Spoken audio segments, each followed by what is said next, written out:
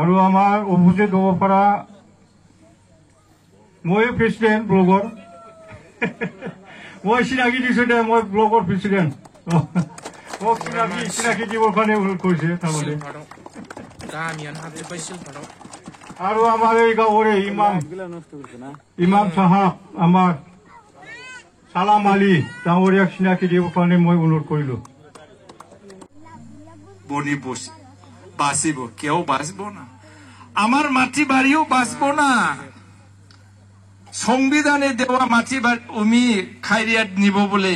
খাইবা বলে আকে ব্রিটিশের বাহেরা লোককে নিয়ে আসিয়া বলে মাটি বাড়ি দিব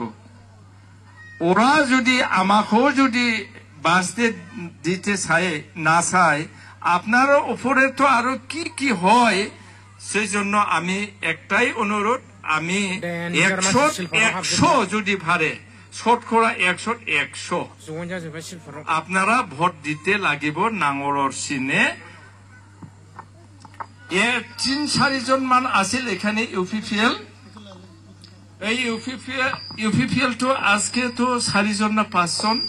জয়নিং হইল তার মানে এখানে যিখিনি ভোটার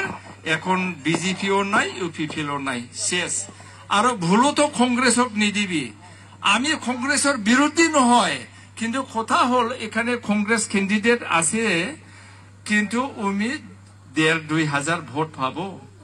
1,500 ভোট নিয়ে তো জিতবো না জিতবো কি তাহলে আমার ভোটটা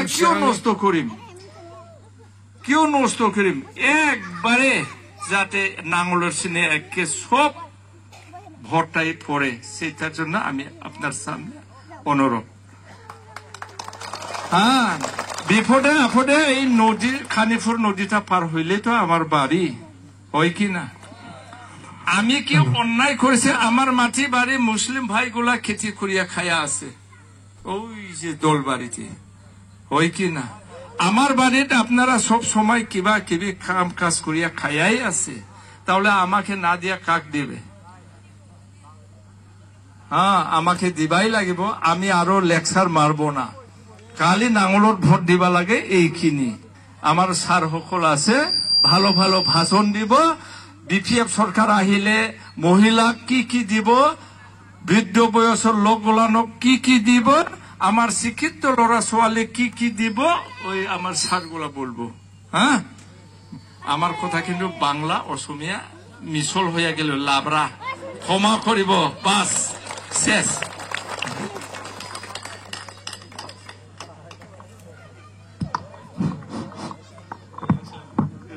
বলবো না বাংলায় বলি আমার ক্যান্ডিডেট স্যার তো আগে আছে বক্তব্য রাখলেন তো আমিও সামনে আছি যাই হোক ইলেকশন তো আর কয়েকদিন রইল 22 তারিখে ভোট 26 তারিখে কাউন্টিং না আপনারা সবাই বোধহয় ঠিকঠাক করছেন অলরেডি কাকে ভোট দিতে লাগে না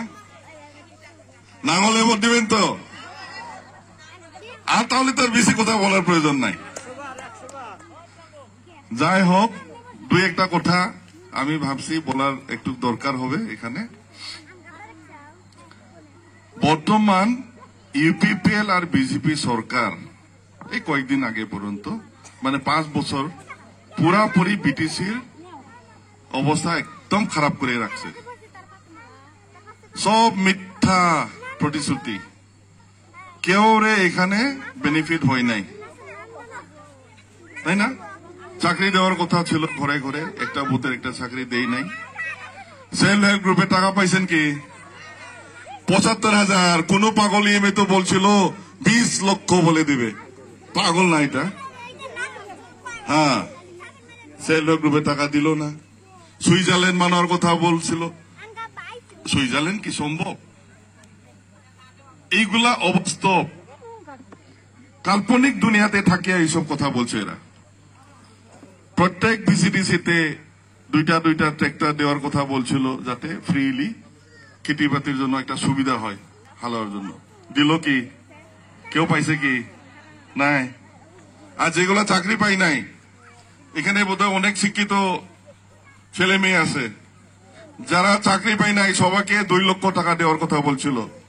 পাইছে কি কেউ? পাই নাই। একটা ভেঞ্চার স্কুল, এলপি স্কুল সরকারিকরণ করতে পারছে কি? 1 কিলোমিটার পাকা রাস্তা বানাইতে পারছে কি? নদীর উপরে একটা দালান বানাইছে কি? বানাই নাই। খালি একটা কমিউনাল পলিটিক্স। এরা সরকারি ভাবে এরা বহুত মানে জোর জুলুম, বিশেষ করে আমি দেখছি বিজেপি আর ইউপিএফ সরকার, দুইটা যেটা যৌথ সরকার, মুসলমান সম্প্রদায় আর বাঙালি সম্প্রদায়ের এগেন্স্টে বহুত জোর জুলুম, অত্যাচার, তাই না? অনেক সময় আমরা দেখছি এরা বলে কি মুসলমানের ভোট লাগবে না, অনেকবার বলছি, একদম মানে বিরাট জোর, একদম মানে বিরাট জোরদার ভাবে বলছে। কে বলছে বুঝতে পারছেন? অনেক সময় বলে কি